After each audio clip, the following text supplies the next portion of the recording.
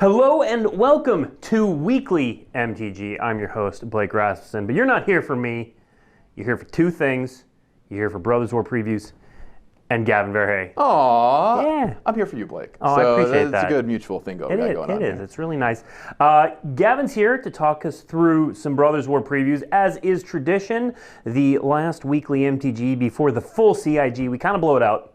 We do a ton of cards. So you'll see down at the bottom of the screen, down there, we're going to do the new Jumpstart cards. We're going to talk through the 10 deck lists on the Brothers War Jumpstart lists. We're going to talk through the set booster commander cards. Gavin's been going through a few of them on Good Morning Magic leading up to now. So we're going to finish out all of those today. And then we have one more main set preview card, Legions to Ashes, as you can also see at the bottom. But what does it do? You got a half hour to speculate and try and figure it out. If you crack the code before we get there, good work. Hats off to you. Half an hour. That's being generous with how long it's going to take us to get through all these other cards. And the news, which that's my segue. I'm going to do some news. Some stuff happened this week. Gavin and I were both at Magic 30. Also at Magic 30, one Nathan Stoyer, who walked away with the World Championship. He has been killing it lately. Just winning events, top 8 events, and now the Magic the Gathering World Champion. He's young and he's coming for everyone. Actually, he's already there. He did it. World Champion. Yay. Also coming up, now that we're past Magic 30, is Magic Con Philadelphia. All will gather. Gavin and I will both be there as well. February 17th through 19th. Now, it says mtgfestivals.com at the bottom. There's not a ton of information there right now, but next week on Weekly MTG on November 10th, we are going to be going through some details from MagicCon Philadelphia. Billy Jensen, the director of play, will be on the show. He's going to talk through what went right, what went wrong. We're going to talk through some other play, cool things coming up with promos and events. So we're going to talk about all of that November 10th, kind of like a little post-mortem and looking forward. So very excited to start talking about MagicCon Philadelphia. Reading Terminal Market is there. That's what I'm excited for. Great food, great games. Yeah. And a bit of Phyrexians, looks like, too. Yeah, Philadelphia is one of my... We've done a number of events in Philadelphia over the years, Pro Tours, Grand Prix, and Philadelphia is one of my favorite cities to travel to, for sure. Phyrexiadelphia. Phyrexiadelphia. You heard it here first. Someone in the chat can probably do better than that pun, but that's what I got. Next up, so if you'll remember, a while back we revealed the 30th anniversary edition promos that are coming with pre-releases. So these you can get just by playing in a pre-release. You'll get these, and there was one card that we didn't reveal because it had not been revealed from Brothers War yet, and now we can reveal it. So the final promo card in that retro frame is Urza, Prince of Krug. So that is a Brothers War card. That will be one of the promos with set codename Polo. So far in the future, we haven't even named the set yet. At least not publicly. Next up, Extra Life. Extra Life is happening this Saturday, November 5th from 6 p.m. to midnight Pacific time on twitch.tv/magic. It's a fun stream. It's for a good cause. You can head to extralife.wizards.com to donate. There are also some cool products at extralifeshop.com.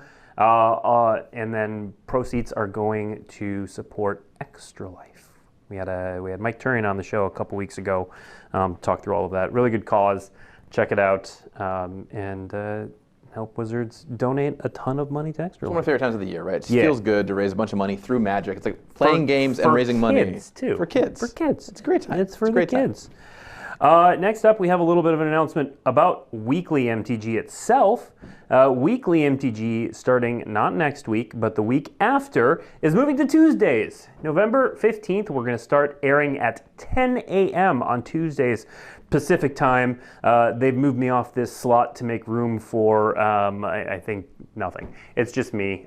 We decided this was a better time for viewers to get news towards the beginning of the week, to air debuts, we've been doing a lot of debuts after or a lot of weekly MTG after the show debuts on Tuesdays as it is. So we're just going all in. We're going to be on Tuesdays starting at 10 a.m. Pacific time. Of course, you can always catch us on YouTube or the VOD on Twitch afterwards at your leisure. You don't have to tune in live, but you can. It's great. We answer questions. I know this is the big thing they've been waiting to hear, right? You can change all your calendars now. All it's ready to go. You got to update your calendars, set your alarm. Just make sure you schedule your entire week around this. So Tuesdays, starting November 15th at 10 a.m. As a bonus, it means we get to do a show the week of Thanksgiving, American Thanksgiving. Yeah, we weren't going to do a show that week because holidays. Now we will. Now we will. Which means we get to partake in Jumpstart previews. Oh, sweet. Yeah. Also coming up this Friday is the pre-release for from Loading Ready Run for the Brothers War. Always a good time. Head to twitch.tv/loadingreadyrun to check out that on Friday. And then just a note, if you were not able to make it to Magic 30, the panels, or at least most of them, will be going up on YouTube, it looks like tomorrow. So check out YouTube tomorrow on the Magic channel for many of the Magic panels that you might have missed there. Sweet. I want to go back and watch ones I missed. Including Gavin, yeah. Yeah. Well, Gavin there are a lot of sweet panels. I didn't get to see them all. So now I can go back and actually watch them. Because we're doing other things. Right. Yeah. Right. Lots of cool stuff to do. It was a good time. All right. Previews. That's how excited I am. I'm so excited for flipping my previews. Clipboard. We're going to do so many previews. Let's start with Jumpstart. Now, before we get into Jumpstart, Gavin, let's level set. What parts of Brothers War did you work on and what parts did you not? It's a great question, Blake. I was in charge of the Brothers War Commander decks. So I helped design those decks and all the set booster cards associated with them, which we're going to see a little bit later today. Yep. That's right here, right about here on the screen. It's harder to find that than you think, but yeah. So set booster commander cards are my babies. The Jumpstart cards, in contrast, I didn't really work on at all because I was busy making the commander cards. As it turns out, you can only do so many things at once, contrary to You only do popular so many belief. things at once? It's true. It's true. So speaking of which, tune into Good Morning Magic. No, go on. Monday, Wednesday, and Thursday, everybody. So I'm going to talk about those. The Jumpstart cards, they're cool though. There's some fun stuff in there to check out, and it's also a fun way to start playing. Right, Brothers War comes out. We have some Jumpstart packs. Getting to battling right away. The set Jumpstart's been a fun way for new players and experienced players alike to enjoy the set. So. Yeah, and a note on Jumpstart. So there's two different ways we talk about Jumpstart. So there's the set Jumpstart, which are 10 different deck lists, two for each color. Those come with every set. But there is coming up Jumpstart 2022, which is an entire Jumpstart set meant to be played that way. We're going to start previews for that on the 22nd. You know, we might share a little bit, not today, but we might share a little bit more coming up soon. Jumpstart is a really good way to just kind of like shuffle up and play. And so we're excited to talk about the Brothers War, but we're also excited to jump into Jumpstart 2022 coming up as well. All right. Let's talk about these Jumpstart cards. Let's do it. Okay, reminder that these are, saw the question in chat, these are standard legal cards. So we're going to start with Terror Ballista. Ballista? I can never do that. It is an artifact creature construct for 7 mana. It has Menace. And whenever Terror Ballista attacks, you may sacrifice another creature. I'm just going to pronounce it all the ways. When you do, destroy target creature an opponent controls, and then it has Unearth for 3 and 2 black, and it's a 5/3. Two things I'll say here on this card. First is I think we're going to see all the rares first, right? So we are seeing all the rares first, yes, correct. So that's cool. So we're going to walk through. This is for the black packet, of course. Second thing is you might notice that it has the Unearth ability. Well, sacrificing other creatures when it attacks is great with Unearth because you unearth your other thing, you attack, you sack the thing that you unearth, you kill off their thing. So some good Unearth self-synergy in this deck. Yep, absolutely. The deck might even be called Unearth. It is. It is. Spoiler alert. The deck is called Unearth. All right. Next up, the next rare, and there are 5 rares coming in these Jumpstart. Everything else is found in the main set as well. So this is Artificer's Dragon. It is a 4/4 for 6 mana, flying, single red. All artifact creatures you control get +1/+0 until end of turn. This one also has Unearth. Doesn't come in the Unearth deck, but it has Unearth for 3 and 2 red. Gavin, tell us about this card. It's super fire breathing. I think it's cool, right? It's a dragon that makes all your artifact creatures fire breathe. Great for going wide with your artifact creatures. Yep, Absolutely. All right, next up. Woodcaller Automaton. 10 mana! 10 mana. Now, 10 mana. you're not always going to spend 10 mana on this. Sometimes you're going to spend 2 and 2 green, which is the prototype cost. So the card itself, when Woodcaller Automaton enters the battlefield, if you cast it, untap target land you control. It becomes a treefold creature with haste and base power and toughness equal to Woodcaller Automaton's power and toughness. It is still a land. Obviously, it gets, making 2 8/8s for 10 mana is pretty good. Making 2 3/3s for 4 mana is pretty good too. And it is haste, right? So when you play this for 10 mana, you get an 8/8 and an 8/8 that can attack right away. Yep. Another sneaky thing to keep in mind with this is if you have a Glorious Anthem or you have a mana left to say, Giant Growth, this after it comes into play, Sure. it'll pump the land up extra, right? So keep that in mind with Woodcaller Automaton. Finally, from a design standpoint, I love Prototype because how do we get a bunch of mechs into your deck that cost 8, 9, 10 mana? Prototype them, right? Yep. So the late games of this set are explosive. And in Jumpstart, it's no exception either. You won't get 10 mana all the time, but when you do, this thing's going to come down. Well, and it has implications in your world of Commander as well, because this has a green color identity. It doesn't matter if you are only going to cast it for 10 mana. This can only go in green decks. That's right. All right, next up, Geology Enthusiast. A name that would have been also very applicable in Strixhaven, but we've got this here. Very enthusiastic about Geology. 3 and 2 blue for a human artificer, 2/5. At the beginning of your end step, create a tapped Power Stone token. 6 mana, draw a card, and put a +1/+1 counter on Geology Enthusiast. Gavin. My friend Victoria keeps asking me when we're going to do a geology card. She's a geologist. Well, here's a card for you, all you geology people out there. Power Stones, activated abilities that have colorless mana. It's a perfect combination, right? So this is really, I think it's at the heart of what this packet is trying to do. And a lot of fun things to spend your Power Stone mana on in this set. Big activated abilities is one of them you'll see throughout the set, and it's no exception here in the Jumpstart packet for blue. Yeah, and creating a Power Stone token every turn is a pretty fun way to make a bunch of mana.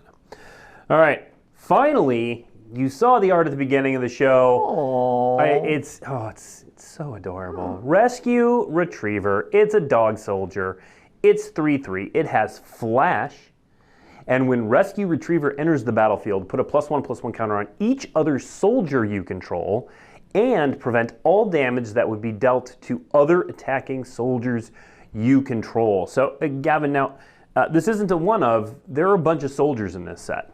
Yeah, so of course it's a war, the Brothers' War. There's a lot of soldiers in it. So we often in sets we try and do a lot of different creature type matter stuff where you'll do, there's 3 or 4 different types represented. You're building around all these, if you're green, black, or elves, or so on and so forth.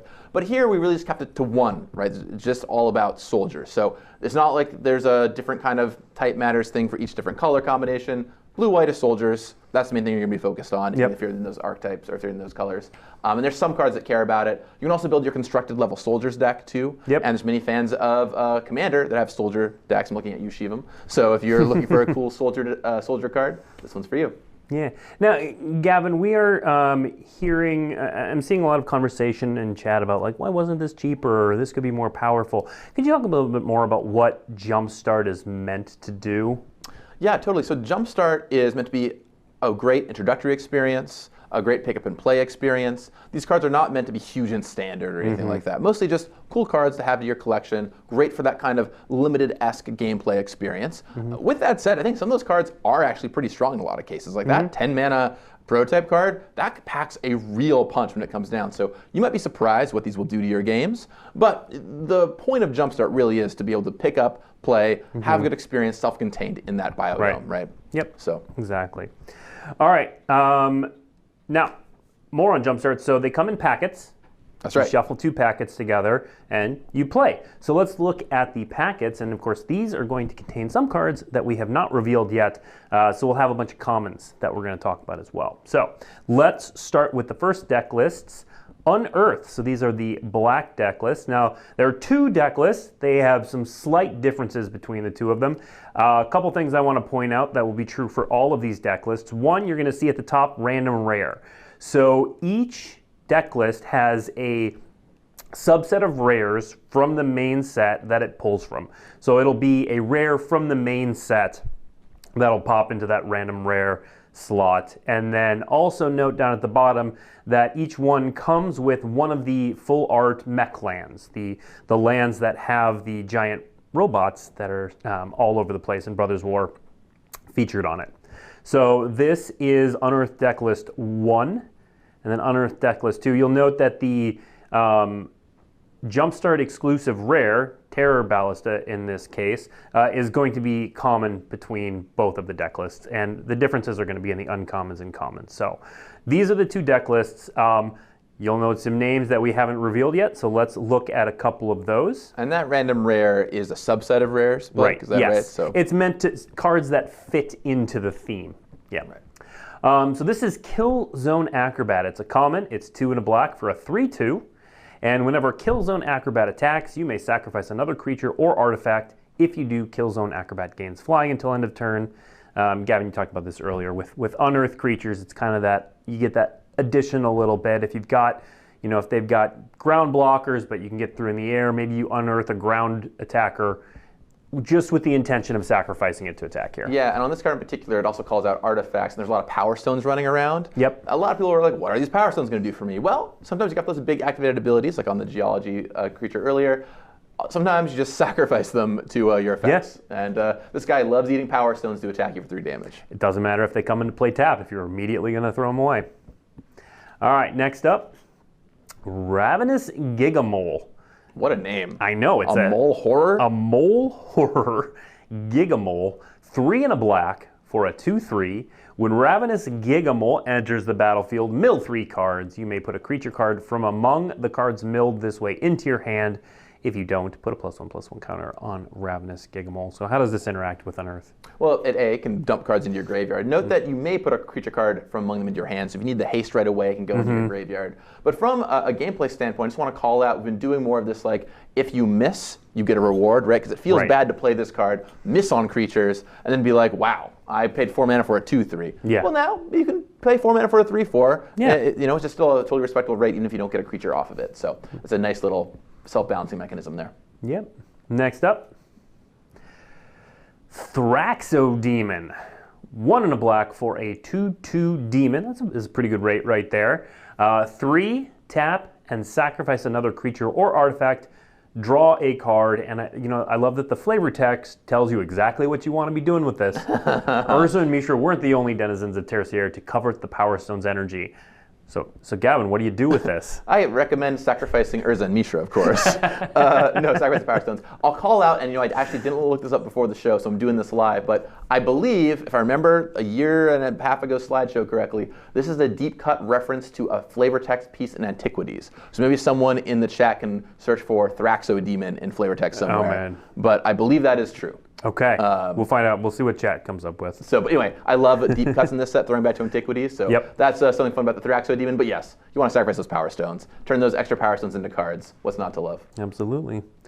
All right, next up.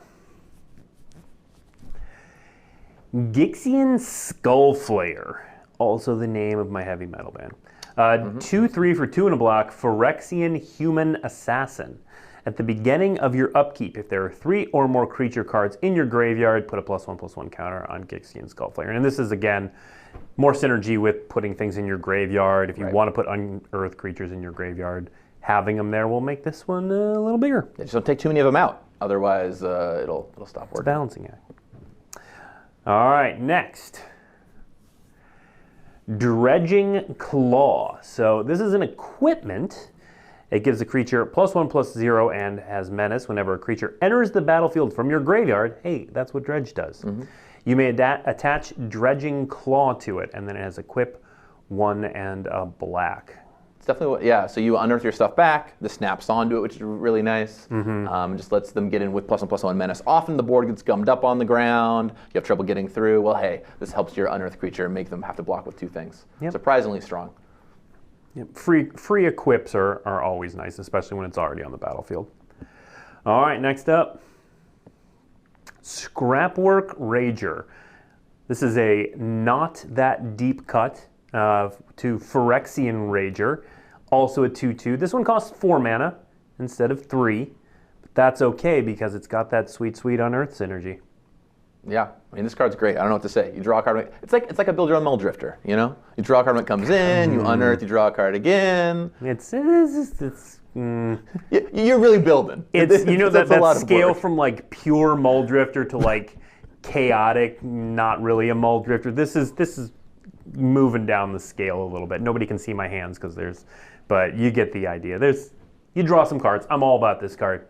Yeah, the card's great. And the card's great. Yeah. All right, next up. That's it for Unearth. Yeah, next. Let's see the next deck list. All right, so this is Welded. This is the deck that Artificer's Dragon is going to come in. Again, bunch of red cards, random rare, mech land. Let's see deck list number 2. And I like that this one has Mishra Excavation Prodigy in it as well, which goes really well with a lot of the red cards in here. And we are gonna learn what Unleash Shell is. Great card name. Great card name. Great card. You don't even need to know what the card does. It's a great card. Give you some hint. It's not about a turtle shell. It's not. All right. Let's see what's in this. So Whirling Strike, pretty straightforward combat trick. 1 in a red for an instant. Target creature gets +2/+0 and gains first strike and trample until end of turn. Next up, Scrapwork Mutt. It's a dog. It's a little dog. That's all. It's an artifact creature dog. When Scrapwork Mutt enters the battlefield, you may discard a card. If you do, draw a card. It's pretty fairly priced. 2/1 for 2 mana. It's got that unearth there. Seems pretty strong. This card's great. Yeah. It gives you a bit of card selection early. You can bring it back late. Mm-hmm. I love anything that digs you out of having mana trouble early. And in Jumpstart, because you don't build your deck at all, we want to make sure you have a good experience and you aren't mana starved. Yeah. So this is a great way to help make sure you can find those lands if you need them early on, or toss away lands for spells in the late game. Yep. And yeah, I think this will be a pretty strong inclusion in any draft deck. It's in this Jumpstart packet, but it's from the main set, so. Especially if you get to discard another unearth card, pretty strong. Give something haste. All right, next up, Excavation Explosion. So Excavation Explosion deals 3 damage to any target. Create a tapped Power Stone token. So this is this set's version of 3 mana, 3 damage to anything. Do an extra thing. In this case, we're creating that tapped Power Stone token.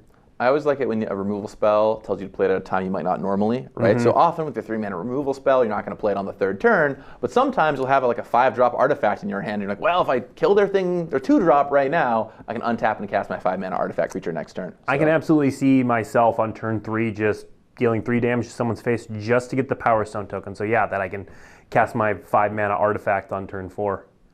I think that's going to happen. All right, next. Here it is. Unleash Shell, 3, 2 red, instant. Unleash Shell does 5 damage to target creature or planeswalker and 2 damage to that permanent's controller. Boom. I don't know. It's a Boom. removal spell. Yeah, it's a removal spell. Have fun saying it every time you cast it. Every time. Yeah. Yeah. All right. Moving on to the green packets. So they are called Titanic, with that Woodcaller Automaton and a random rare. All right, let's take a look at the second deck list. There it is. And we have a couple new cards out of these to show off. First up, Blanchwood Prowler. I almost said Blanchwood Armor there. That's another card in the set, but it's not this card.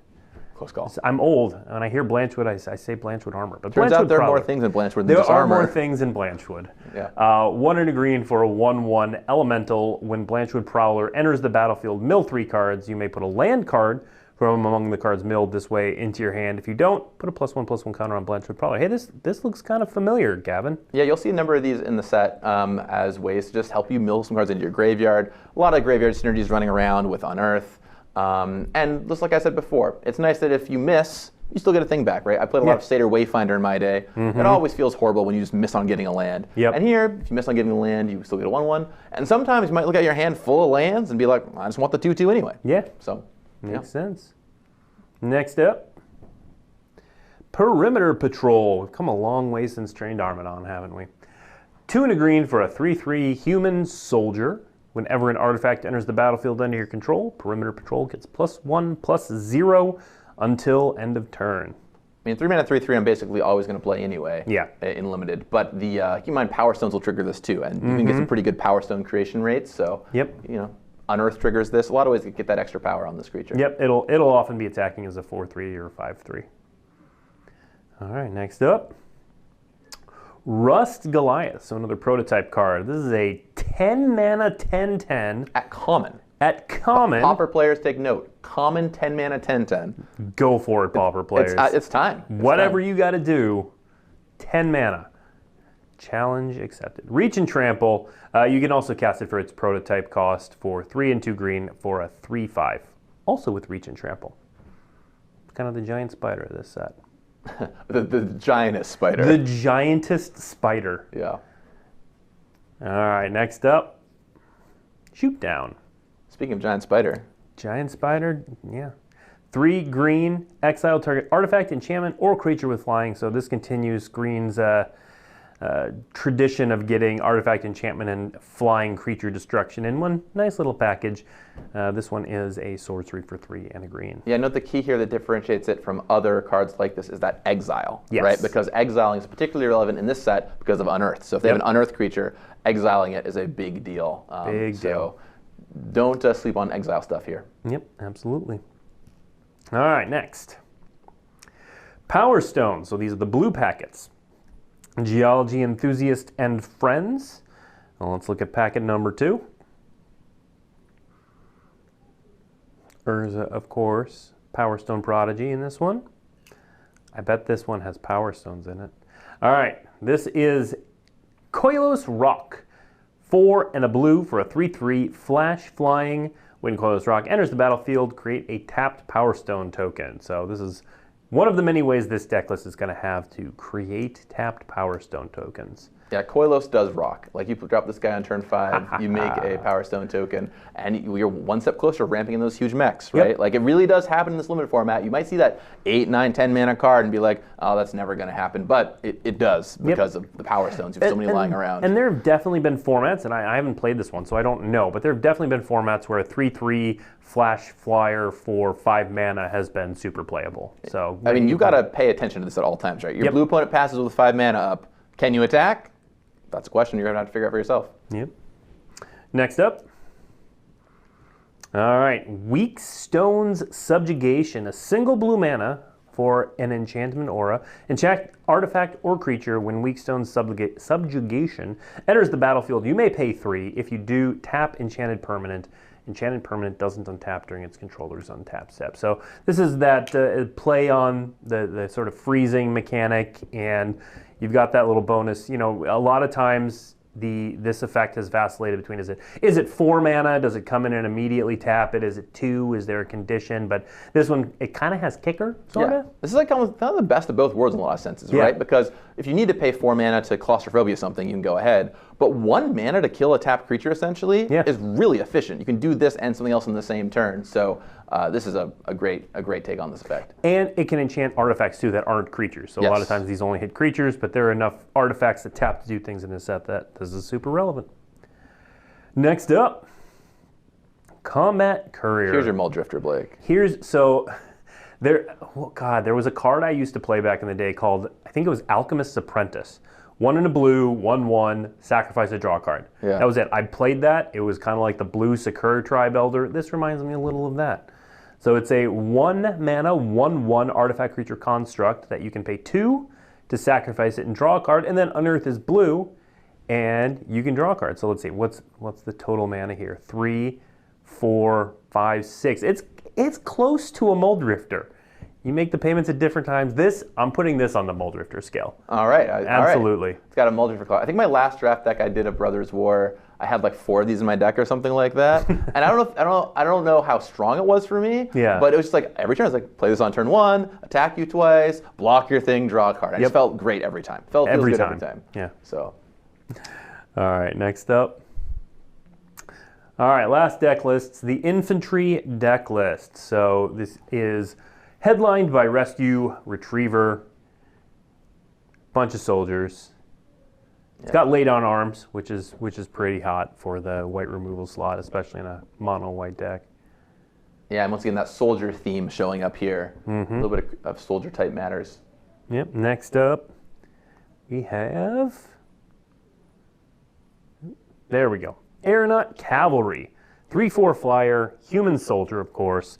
When Aeronaut Cavalry enters the battlefield, put a +1/+1 counter on another target soldier you control. So just generally, Gavin, will you be able to draft like soldier creature type matters in this set? You absolutely can. Yep, it's a 2-color pair you can draft sometimes. And you'll see that here at common, this is like a nice little, it's kind of like an opt-in card, right? So if you're just playing a white deck, 5 mana, 3/4 flyer, card will just play sometimes anyway, right? Yeah. Totally fine card. But you start drafting this, you start thinking, oh, I might want some more soldiers in my deck, and it kind of walks you down that path. Sometimes you'll have a few soldiers in your deck, but not all soldiers or something like that, you know? So this is a great kind of like way to kind of pivot in your draft strategy. You can either go heavy soldiers or just play this on its own with a couple soldiers, and it's fine.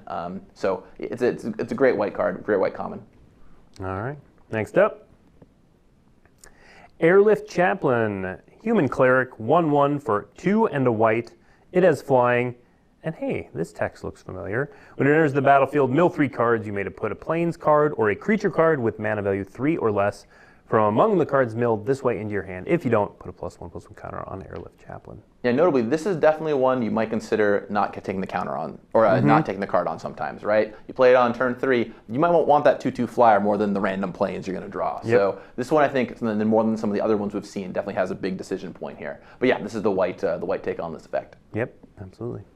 Next up, Phalanx Vanguard, 1 and a white for a 2/2 human soldier. It's got vigilance. Whenever an artifact enters the battlefield under your control, Phalanx Vanguard gets +1/+0 until end of turn. Yeah, it's kind of your simple white bear that has upside, essentially. Yeah, I mean, attack for 3 on turn 3, a pretty good 2-drop to me. Yep. And next, Recommission. I really like this card. So 1 and a white for a sorcery. Return target artifact or creature card with mana value 3 or less from your graveyard to the battlefield. If a creature enters the battlefield this way, it enters with an additional +1/+1 counter on it. Yeah, it's like Unearth, the card, not the mechanic. Yes. For a small creature, an effect which is very white and probably should have been white in the first place, and just making sure to cement it here. But the fact that it gets back your artifacts is also relevant too, because there's plenty of small artifacts that might have a sacrifice ability or things, and it's going to help kind of dig you out of that. So once again, a surprisingly strong common. Yep. And it's, someone in chat mentioned it right now, but I played a bit of Greasefang in Pioneer. This returns Greasefang for 2 mana. There you go. You can with a counter. With a counter. You can do a lot worse than that. In fact, this might even be playable there. We'll see. All right, next up.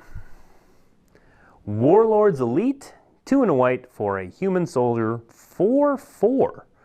As an additional cost to cast this artifact, tap 2 untapped artifacts, creatures, and or lands you control. So it can kind of cost 5 mana. Very interesting design here. Yeah, this is a really wild new kind of land of text we're trying out here. You can just play it for 5 if you want to. 5 mana, 4/4. Okay, you can do that sometimes. But you can also tap your untapped artifacts, creatures, or lands to help cast it. So it's got Convoke, Improvise, or just a 5 mana card. Its own special way. Notably, Power Stones can't normally help you cast this card, but this card secretly lets you cast it with Power Stones, right? Because you can tap 2 of your untapped Power Stones. So you got a bit of a thinker here sometimes, but it's a fun one to play around with. Tap 2 things. Yep. Right, tap 5 things to cast it in total. So yeah, don't tap your enchantments, I guess. And it's great if you go 1-drop, 2-drop. You can cast this on turn 3. Yep, absolutely. And equipment, great to tap to cast this too, right? Your equipment not doing a lot while it's untapped. So all kinds of sneaky ways to make this good. Yep. All right. Next up, Scrapwork Cohort. So this seems pretty bread and butter. 4 mana for a 3/1 soldier. When it enters the battlefield, create a 1/1 colorless soldier artifact creature token. Unearth for 2 and a white. Yeah, just make some creatures, make some more creatures. And notably though, this is a soldier and it's making soldiers. So in your white deck, right? It's a way to help that soldier stuff matters. Soldier. Yeah, soldier on. All right. Is that it, or do we have one more? We got one more. One more, that's right. This is the last one. Veteran's Power Blade. An equipment, like you were talking about. Equipped creature gets +2/+0. It's 3 mana equipment. It's got Equip 2, but it's also got Equip Soldier for a single white. I love just the story that tells, right? Soldiers are good at picking this thing up. If you're a veteran, you can grab it. I think that's just a nice little storytelling nod there. Absolutely. Okay. So many cards. So many cards. We got through many of them. Your half an hour was off. We've already been going half an hour. Holy smokes. Yep. So we're going to jump right into it. No ado. Set booster commander cards. Yes, set booster Near and commander dear to cards. Gavin's heart because he's going to have plenty to say about these. Let's start with Disciple of Kalis Nin. Right, so we've seen 3 of these cards already in other places, both the Brothers War Saga, we've seen Rootpath Purifier, and Urza's Workshop. Here are the other 5 cards today. So we're going to start with Disciple of Kalis Nin, which is a wild magic card. Basically, well, you want to read it, Blake, for everyone out there? Yeah, I mean, it's still hard to believe that these are the actual words on the card, but 4 and a white for a 3/4, it's a human wizard. When Disciple of Kalis Nin enters the battlefield, starting with you, each player chooses up to 5 permanents they control. Not non-land permanents, permanents. All permanents other than Disciple of Kalis Nin that weren't chosen this way phase out. Permanents can't phase in. It was that last line that got me when we got here. So tell me about this card. Yeah, so we've talked for a long time internally about land destruction in Commander, right? Now, land destruction generally not super fun, but also we found that limited LD, or stuff that's only locked to a certain time, can help reduce the power of ramp a little bit.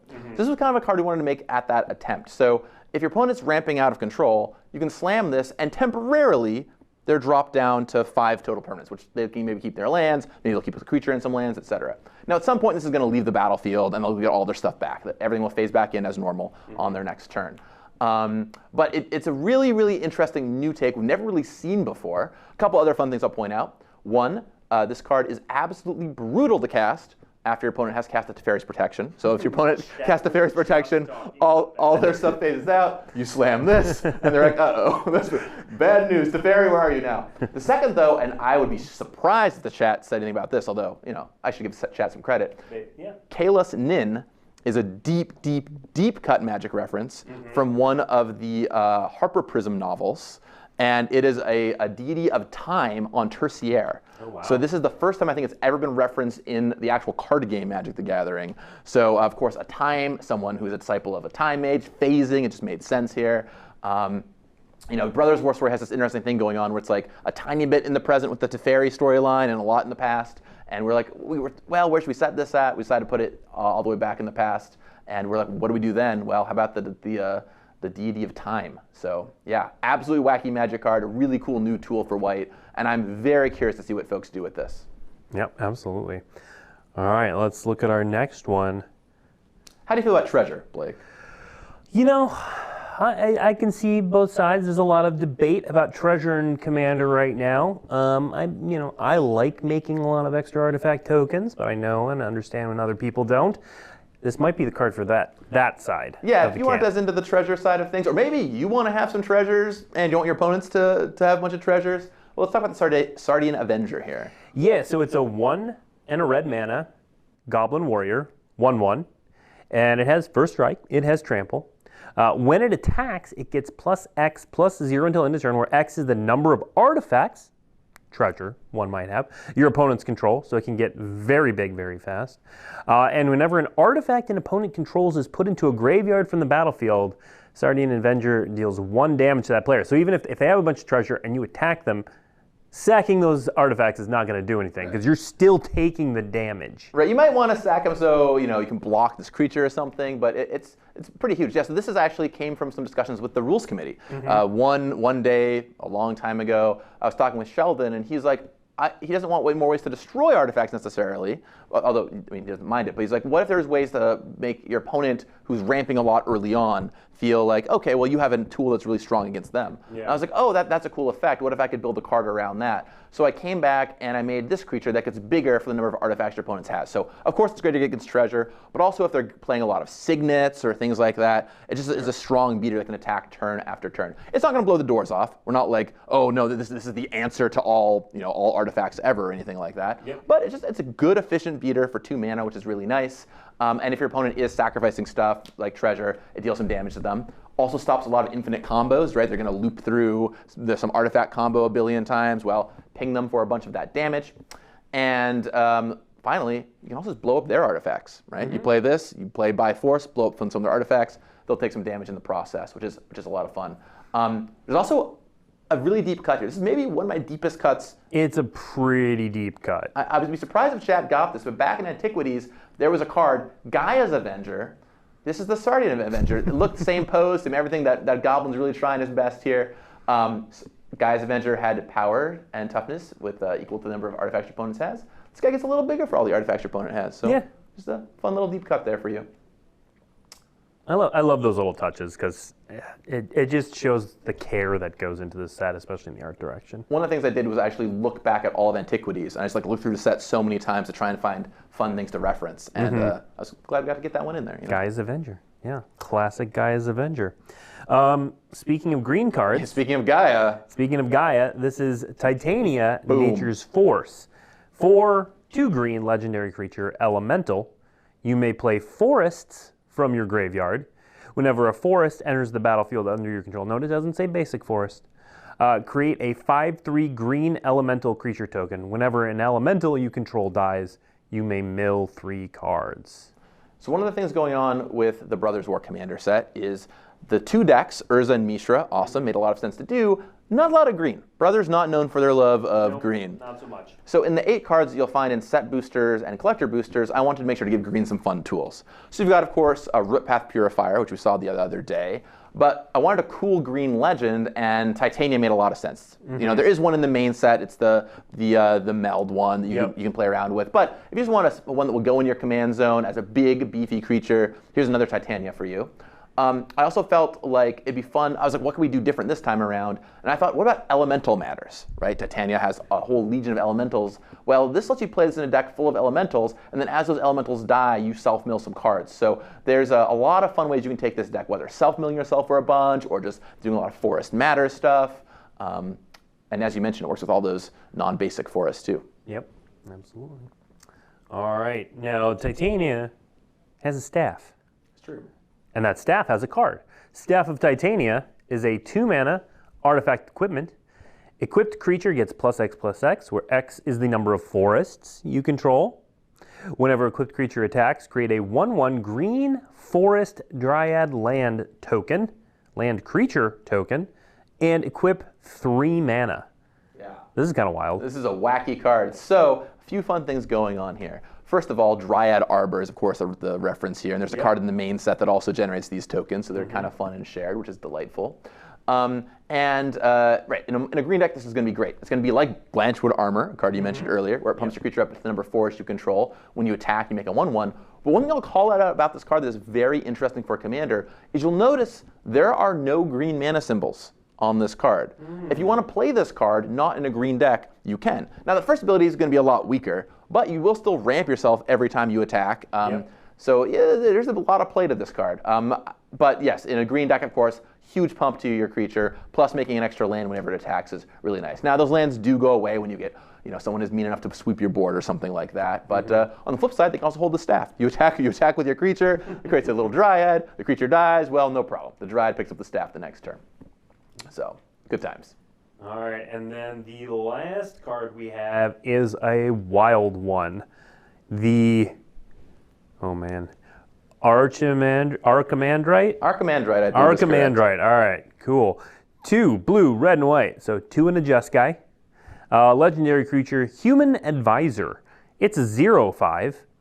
At the beginning of your upkeep, you gain X life, where X is the number of cards in your hand -4. Hey, Ivory Tower, how are you doing? Whenever you gain life, each advisor, artificer, and monk, those creature types, the classic combination of artificers, advisors, and monks, you control, gain vigilance, and get +X/+0 until end of turn, where X is the amount of life you gained. And then you can tap 3 untapped advisors, artificers, and or monks you control to draw a card. Okay, Gavin, explain yourself. I don't know what the chat is saying right now. I can't see it, but I'm excited to see what they're saying. They're as confused as I am. Okay, perfect. So let me tell you about this character. So the Archimandrite is in the Ivory Tower. So it is one of the characters in the Ivory Tower. So the first ability here, of course, calls back to Ivory Tower, as you so noted. Now, the Ivory Tower is where the third path was founded, which has Lauren and Hercule and Drafna all together, and a lot of advisors, artificers, and monks, of which Hercule, Drafna, and Lauren are part of. So this is a very top-down from like, we want this character Very who is top mentioned down, in the yeah. books as part of this group of the Ivory Tower. It is also a commander deck unlike any you've probably tried building before. You've never tried your Artificer Advisor Monk deck, but now you can. And internally, our casual play design team was kicking off when we were working on this set. And so one of the first things I had them do was, hey, try building around this thing, see how the deck is.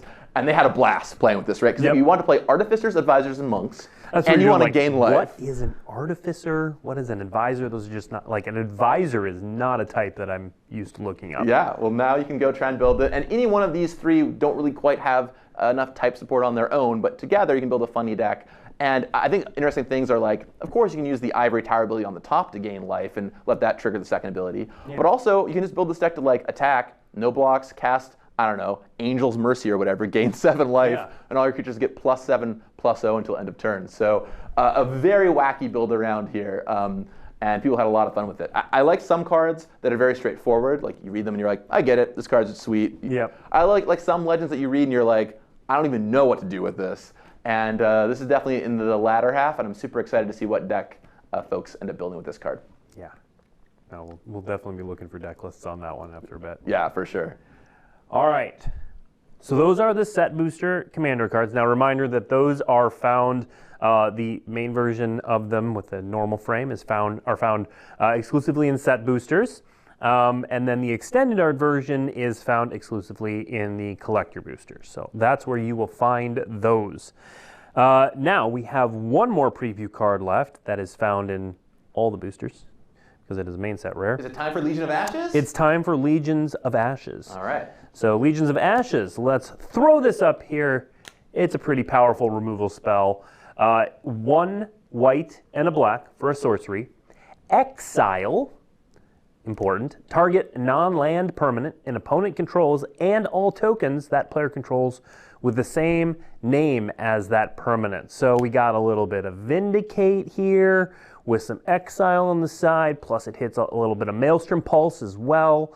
So Gavin, how powerful does this card look to you? I mean, pretty good, right? I mean, Maelstrom Pulse has seen a lot of play historically, and blowing up all of something, any non-land permanent, and all of the tokens that share a name with it is quite strong. Now, you note a big kind of token you will find in this set, Power Stones. Power Stones. So if your opponent is generating a ton of Power Stones and is really trying to go for that angle of gameplay, you can cast this on their Power Stones and cut them off entirely. Yeah. Also, another thing you'll find, soldiers. A lot of 1/1 soldier tokens, right? You cast on a soldier, you get rid of all of them. So a lot of play against decks that try and make a lot of tokens here. But also just at its core, a 3-mana destroy anything is still pretty solid and has seen a lot of play historically. Planeswalkers, you know, oh gosh, Tenacious Underdog sees a lot of play right now. This exiles it, get it out of there. A lot of the cards we saw at the World Championship cared about the graveyard or cared about being able to bring things back from the graveyard. This says no to all of that. Yeah, and you're only going to see more with the Brothers' War, right? With all the unearthed stuff happening, the self-mill in the set, there's a lot of graveyard shenanigans going on, and being able to just exile something and cut them off of it, plus in a pinch grab the tokens too, is really, really nice. Yep, absolutely. All right, those are all the preview cards we have, but we do have 12 minutes left, and a Gavin just sitting here. He's just here for the next 12 minutes. So if you have any questions about the Brothers' War, particularly, but other questions for Gavin we may field as well, throw them in chat. It helps if you tag @Magic, helps me just see it. But otherwise, feel free to ask some questions, and I will pull up what we can. Let's see. Definitely would be best at answering the questions about the Commander cards, but happy to answer anything else too, or make up answers. Yeah, okay, so you worked on Commander, but do you know what the 10 limited archetypes are for Bro? I do, and I'll have a video going up on my channel for it shortly. So I will happily walk you through in that video. You'll have to tune into Good Morning Magic. I don't want to misstate any of them here, though. Look at that, we didn't even set up that question. That was just the first question I saw. Blue-white is soldiers, I believe, though. So have fun. There you go.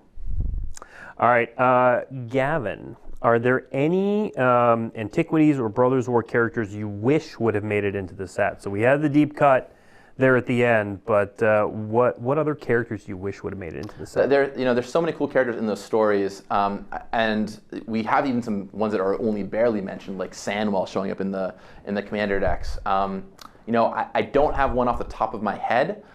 I feel like we mined it for a lot of the big name ones, though. Yeah. So I feel like we got the Drafnas and Hercules and Right. Lorens and Urza and Mishra and all the Kayla, all the main characters. But I'm sure if I were to think about it and comb back through my notes, there's a character or two that I missed. But I don't have an answer for you there, unfortunately. All right. When will the full card image gallery be up? Tomorrow. That's why we showed so many cards. So it'll be up tomorrow around 8 a.m. Pacific time. Let's see. All right. You may or may not be able to answer this one, but we'll go for it. You're very into designing Commander. Can you explain more about your current view on land destruction?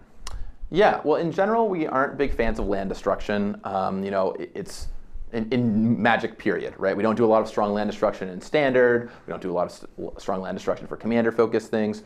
But ways to help scale back the game a little bit to make sure that ramping doesn't get too out of hand is meaningful, is relevant. And so, for example, we saw the Silex in the main set that reduces everyone down to 6 lands. This is also a white aligned card. There's the Disciple of Kalis in here that reduces everyone down to 5 permanents. So we're experimenting with a little bit of like limited kind of land destruction. So if your opponent is ramping, to a ridiculous heights, we can bring you down a little bit or temporarily put a blockade in there. But not to do what land destruction has been used for historically, which means you never get to play the game, right? Yeah. Some of the biggest problems with LD is when it's like, turn 1/1 Birds of Paradise, turn 2 Stone Rain you, turn 3 Stone Rain you, turn 4 Stone Rain you, or if you're, Thermokarst. Thermokarst. You're describing a deck I played back in the day. I remember there was a time in Standard where you're like, turn 2 Boomerang your land, turn 3 Stone Rain you, turn 4 Stone Rain you, turn 5 I Have Nowhere you. Magnivore. It was just no fun. So trying to keep that out is meaningful, but trying to find ways to put a little bit in to keep the ridiculous ramp a little bit contained is something we've been investigating. So we're trying some baby steps here, and I'm curious to see what cards like Disciple of Kalis Nin and the Silex do. Will there be Phyrexian language versions of Gix and/or Mishra? So we have revealed all versions of those cards already. Nothing sneaky on those. Do you feel guilty about killing Extended in Cold Blood? Wow. Well, Extended was dead before I got to Wizards. Yeah, so Extended didn't need any help getting there. Yeah. Go Modern! Will we see Urza past this set?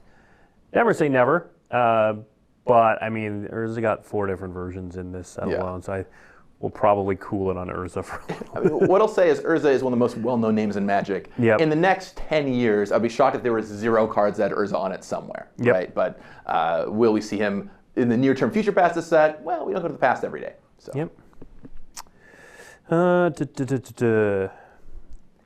Let's see. We can't really answer this, but it's a great question. Are there more retro cards in the future? Maybe. I mean, obviously, there's a pretty big positive response to it. Yeah, I mean, I would say that the Brothers War Commander decks have gone over super well. Yep. The Retro Frame cards here and in Time Sprout Remastered and Modern Horizons went over well. So, yeah, you'll see more in the future at some point. But when is that going to be? Who's to say? Yep. Any chance of getting Jeskai Artifacts Matters Commander? Yeah. Or Vehicles Matter Commander? Yeah, that is a hotly requested one. Jeskai Artifacts is up there with like Jund -1/-1 counters and a number of other themes that I'm actively thinking about. So someday, Blake, you and the chat will get their Jeskai Artifacts Matter Commander. Great. I have too many Artifacts Matter Commanders as it is. 3? It's too many.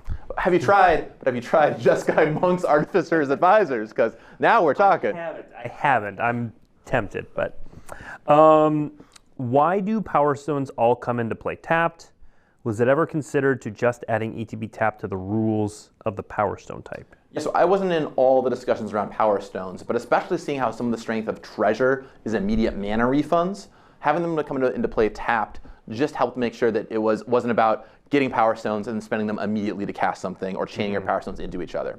Also, it's a very mathy thing to have to figure out, oh, play this card, get these Power Stones, then I can use that mana to cast another spell from your hand, right? Yep. So having them come into play tapped as a general blanket thing was just a little easier for gameplay.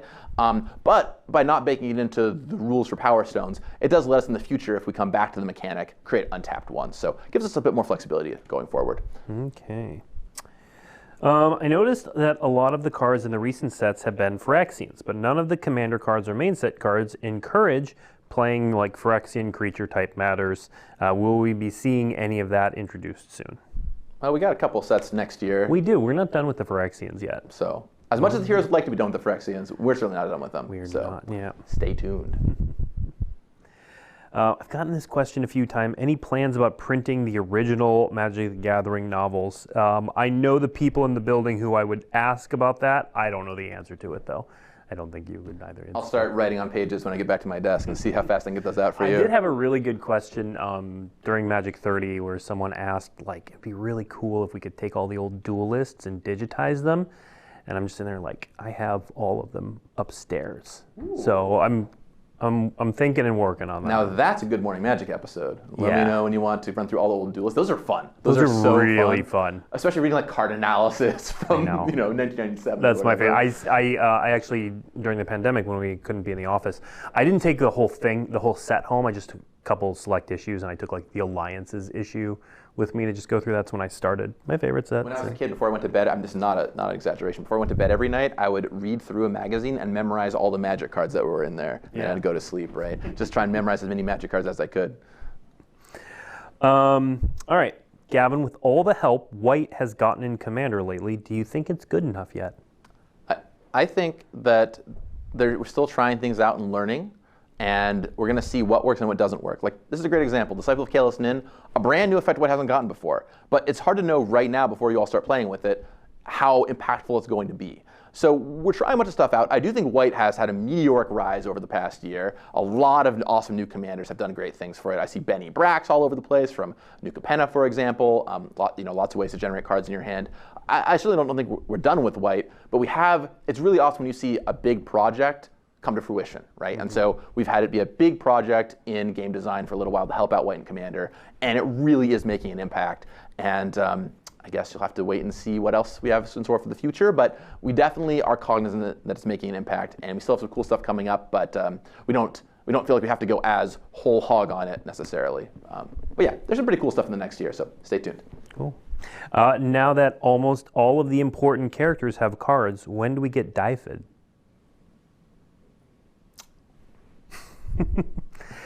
We can't really answer questions about the future, but I mean, Gavin knows who that is. We'll put it that way. I'll put it this way. We have a lot of Magic cards to make, and we love tapping into the past for stuff, right? Every time we do a Horizon set or a Commander Legend style set or whatever, or we need more stuff to grab. So keeping a couple things to grab for the future is always nice. All right. Just comments about how we need a Thran set 2 for the origins of Phyrexia. I would love... The Thran is one of my favorite Magic novels. I love the Thran. It's a great, great, great book. So I would love to do a set on that. In fact, the Brothers' War, we've talked about it for so long now, doing a Magic set based on the Brothers' War, and there's always kind of jokes like, oh, we could also do one on the Thran someday. So who knows, right? That's always possible. Yeah. This is a question more for producer Sean. I'm getting requests to see the Forest Dryad token. He's going to work on it. We've only got 3 minutes left, but he's going to work on it, chat. He's got your back. I should have thought of that when we put the card in here. Just pull up an image of Dryad Arbor. It's just Dryad Arbor. You're good to go. Which one, though? Not the From the Vault one, I'll tell you that much. Not the one that you can't tell what it is. Yeah. Let's see. All right, here's a good question for you. What are your opinions on alternate win condition cards? Oh, there's a whole Good Morning Magic episode about alternate win condition cards. I recommend you go look up and watch. But I love them. I love alternate win condition cards. I think that they are awesome if they're not good, right? Or not too strong, right? If every game is ending in alternate win condition, I think that's a bit of a bummer. But ones you have to really build for and that generate stories are fantastic. And in my episode, I dive in deep as to what I think good ones are and bad ones are, and what makes a good alternate win card. So it's actually a great episode in my opinion. I would go and watch it. Okay. How much consideration do you all give to Pioneer and Modern metas when making new sets? Excuse me. Yeah, we definitely think about Pioneer and Modern as we're making sets. The general rule is the further back in time you go, the harder it becomes to predict what's going to happen, right? When you start thinking about Legacy, like we do think about Legacy, but there's so many cards in the card pool, it's hard to know what impacts things are going to have. But a good example are the Pain Lands, right? A lot of the Pain Lands were not available in Pioneer before these two sets came out, Dominator United and the Brothers' War. So we wanted to make sure they were here so Pioneer would have access to them. Yeah. How is Stone Rain any different from playing counterspells? Feels the same to me. I'm going to put this way. If you have 2 lands in play and all of your spells cost 2 mana, Counterspell will stop one of those. Stone Rain stops all of them. Right. It stops you from casting future spells. Yep. It also, counter spells mean if I have 5 mana and you have 1 counter spell in your hand, I can cast 2 spells in the same turn, right? And you at least get to play your cards. There's a big difference. But that's actually a good idea for an episode. Is an episode on LD. I should make one on that. Yeah. That's a good topic. I love chat because it can be good ideas for episodes. There are people who love land destruction and various different ways of preventing your opponent from playing the game, and that is a legit way to play the game. But in dashes here and there. Producer Sean has let me know that he has the token. Let's do it, and then that's the last thing we're going to do in the show, because it's time. There it is. Forest Dryad. Token, land, creature, Forest Dryad. 1/1. Yeah. Note the art by Donato, too. It's pretty cool. Yeah, art by Donato is fantastic. This creature is affected by summoning sickness, and it has tab at green. Cool. Forest Dryad token. Thank you, Producer Sean. Thank you, Gavin, for joining and talking Magic with us, because we all know that we hate doing that here. Thank you, Blake, for having me. It's fun to be on the show. Next week, as I said, we have special guest Billy Jensen, the director of Play. He's going to come on and talk about Play, but he's also going to talk specifically about MagicCon Philadelphia. He's going to talk a lot about what we learned from Magic 30 and improvements we're going to make for Philadelphia. Spoiler alert, we have twice as much space at Philadelphia. Literally, the square footage is more than twice as many as Vegas. So we're really looking forward to talking about MagicCon Philadelphia. So tune in next week on November 10th at this time. But then after that, we're moving to Tuesdays. Tuesdays at 10 a.m. Pacific time. Of course, you can still find us on YouTube and the VODs on twitch.tv/magic. But if you want to catch us live and ask questions, Tuesdays, 10 a.m. starting November 15th. Otherwise, thank you for tuning in, and we will see you next week with Billy Jensen. See you, everybody. Enjoy the set.